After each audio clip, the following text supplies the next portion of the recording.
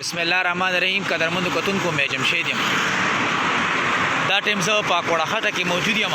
تاسو کتئ شئ او دلته کې دا زما شومان ګورم، دا ګوره دا کچره پرته ده.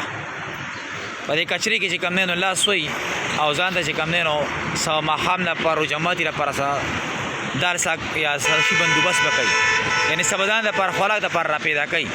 نو ډېر د افسوس مقام دی، موږ په داسې ملک کې پاتې کېږو چې دا مونږ ماشومان موږ دې کچرې ته ناست یې، دې کچرې ته دومره بدبو دې سره نږدې کېدی نشم. ځکه مې دا ویډیو د لرې ځای نه سټارټ کا نو په دې کچرې کې چې کوم دی ماشومانو ګوتې والي لګیا او د دې ځای چې کوم دی نو دا بوتلې موتلې غونډې کړي او په دې وجه چې کوم دی ځان ته بېګا ته سوړي. ودره بچی راشه، دې کې څه ګورې بچی په دې ګندګۍ کې؟ بوتل شي نه ګورئ، هغه په دې کې ته څه پاتې کېږي که نه؟ څومره پیسې ریز ګټي؟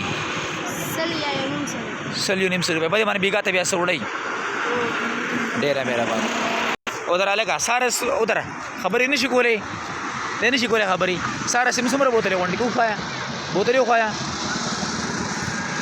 ښه دا ډبې هم خرڅوي دي جوس والا، ښه دا هم پیسې کوي.